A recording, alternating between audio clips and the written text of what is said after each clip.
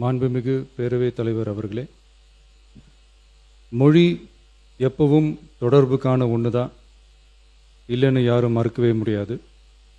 உலகத்தில் இருக்க எல்லா மொழிக்கும் இது பொருந்தும், அதையும் யாரும் மறுக்க முடியாது.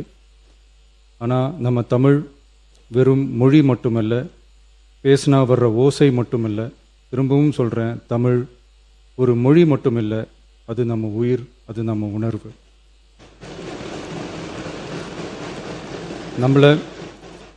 நம்மளை பெற்ற தாயை அம்மானு சொல்கிறப்பெல்லாம் பாசமும் சொந்தமும் நம்மளை அறியாமலே உயிரா உறவா உணர்வா தானா உள்ளுக்குள்ளே தோணும்ல.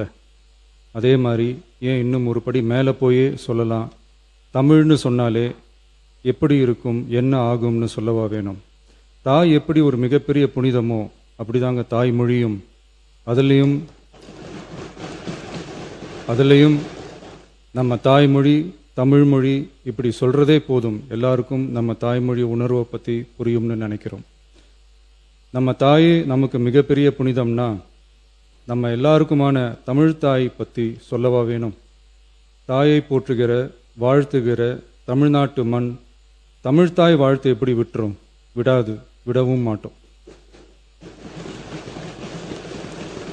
மாண்புமிகு பேரவைத் தலைவர் அவர்களே, நம்ம தமிழ்தாய் வாழ்த்த 1891 எழுதின மனோன்மணியம் சுந்தரனார் நம்ம தமிழ் மொழியவே தமிழ் தாய்னு சொல்லி உயர்வா பாடினாரு.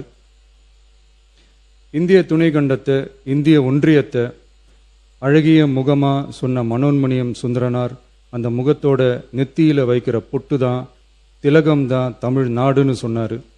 இந்தியாவோட நெற்றியில இருக்கிற பொட்டு மாதிரி ஒரு வெற்றி பொட்டு தான் நம்ம தமிழ்நாடு.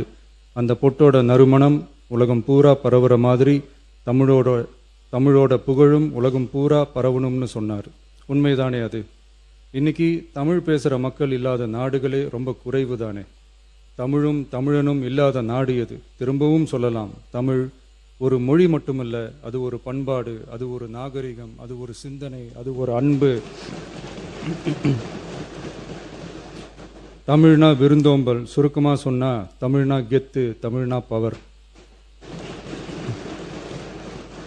அந்த தமிழோட புகழ சொல்ற தமிழ்தாய் வாழ்த்துல அனைத்து உலகமும் இன்பமுறன்னு சொல்லி உலகத்தையே நம்ம தமிழ் உயர்த்தி பிடிக்குதே தவிர எந்த மொழியையும் எந்த மதத்தையும் எந்த இனத்தையும் ஏன் எந்த ஒரு தனி மனுஷனை கூட தாழ்த்தி பேசல, யாரையும் கொஞ்சம் கூட காயப்படுத்தல. மாண்புமிகு பேரவைத் தலைவர் அவர்களே, நம்ம ஒவ்வொருத்தருக்கும் தனித்தனியா ஒரு பேர் இருக்கும். ஒரு கூட்டத்தில் நம்ம பேரை சொல்லி யாரும் கூப்பிட்டா நாம் ஒருத்தர் மட்டும்தான் திரும்பி பார்ப்போம். ஆனால் தமிழ்னு சொன்னால் ஒட்டு மொத்தமாக நாம் எல்லாருமே திரும்பி பார்ப்போம்ல.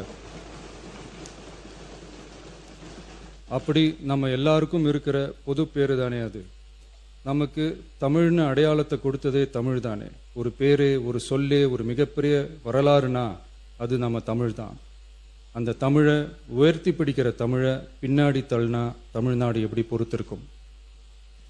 ஒரு கட்சிக்கு பிரச்சனைனா சம்பந்தப்பட்ட அந்த கட்சி மட்டும்தான் போராடும். ஆனால் தமிழ்னு சொன்னால் ஒட்டுமொத்த தமிழ்நாடும் ஒன்றா வந்து நிற்கும்.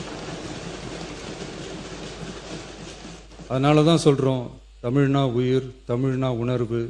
உலகத்தில் தோன்றிய பல மொழிகள் காலப்போக்கில் மறைஞ்சு போய் இருக்குன்னு சொல்லுவாங்க. ஆனால் நம்ம தமிழ் காலகாலமாக நிலைச்சி நீடிச்சு நிற்கிற ஒன்று. தமிழில் என்ன இல்லைங்க, இலக்கணம் இலக்கியம்னு பல ஆயிரம் வருஷமாக இருக்கிறது நம்ம தாய் மொழிக்குத்தானே. தொல்காப்பியம், சங்க இலக்கியம், ஏன் உலகம் முழுக்க தெரிஞ்ச திருக்குறள் ஒன்று போதாதா தமிழோட பெருமையை சொல்கிறதுக்கு?